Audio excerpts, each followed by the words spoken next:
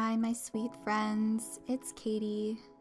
When I first started writing notes for this video and wanting to explain what this journal means to me, I found myself over-explaining a lot and just saying way too much because I knew some people may not get it or may not get me.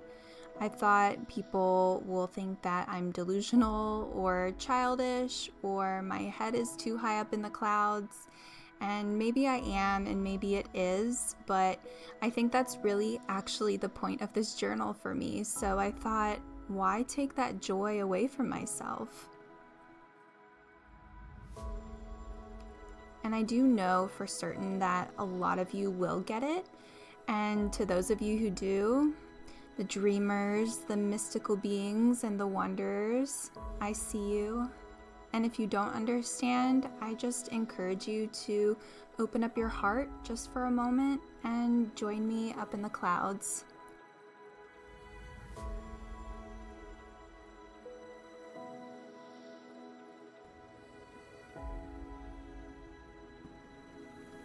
So anyway, hi, hello, welcome to my book of daydreams. So let me just say that I am not a person who's very talkative or outgoing, and quite often I find myself unable to find words to express myself, but I will tell you my imagination sure does run wild, and the mind is not always a fun and exciting place for someone like me and many others who experience anxiety and depression. But whenever I can, I love to explore the places in my mind where so much life and creativity live. And it's here in these places in my mind where I can evoke a sense of wonder and inspiration and hope and freedom and joy. And these feelings make so many fun stories and visuals come alive in my mind. And when I really immerse myself in them, they make life feel more like a fairy tale. And that is the ultimate goal for me in life, is to just live life like I'm in a fairy tale. Anyway, I hope I'm not losing you. Please come back. So this new journal that I'm beginning, which I'm so excited about, it's not quite a junk journal, but it is both a writing journal and an art journal of sorts. And even more than that, it's kind of like a little storytelling journal, a fairy tale book of my own imaginings. It's a place where I get to romanticize my life on paper through art and different pictures and illustrations and words. And I call this journal my book of daydreams because it's basically a journal that will be filled with all the magical things that I dream up.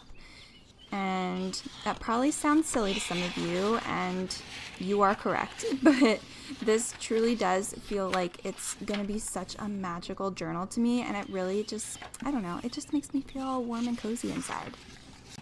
What will I write in this journal? Well, I'm glad you asked. And I'm not exactly sure, to be honest, but I do have some ideas.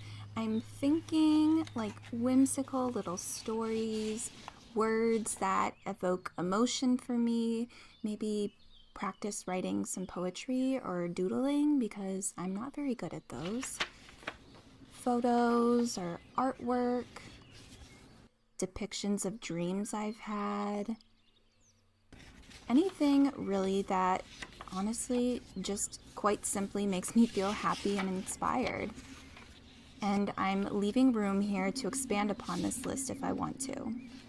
Also, I chose the colors and the whole vibe of this journal very specifically because it brings out the most me in me, if that makes sense.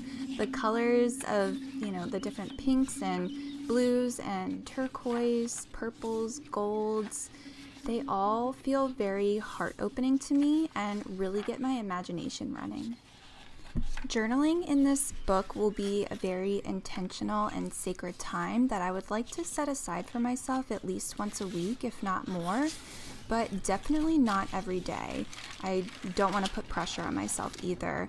And I would also imagine myself to just get nice and cozy, put on some music in the background that kind of match the ambiance of whatever art I'm creating or story that I'm telling. Maybe make a cup of tea, light a candle, or maybe I'll even pack up my things and journal at the library or in a park.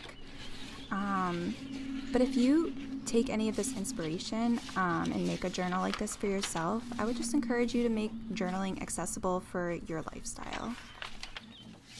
I believe everyone should have a daydream journal, and I think you can call this journal whatever you'd like, whatever suits you, but the purpose behind it is kind of the whole point of it, and that is to just store different inspiration and ideas and art that make you feel the most you, and more specifically, the most childlike and whimsical version of you. It should get you to go beyond your analytical mind and just allow yourself to imagine and create without any judgment.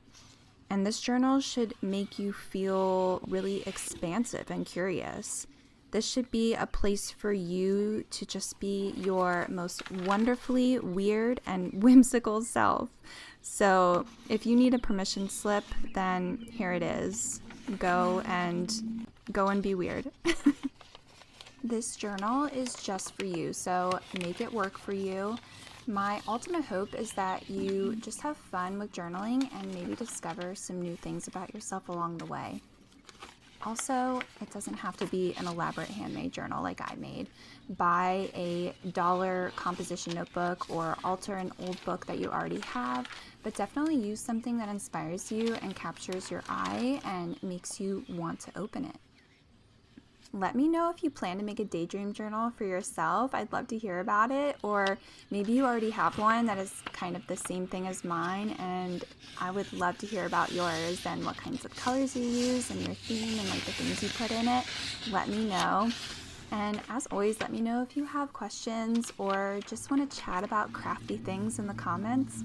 I'm a very shy person and not always the most talkative, as I said before, but I'm really working on opening myself up to people more because I genuinely love people and really look forward to expanding this little community that I've started here on YouTube. So let's connect. And thank you so much for being here. I will see you soon in another video. Bye.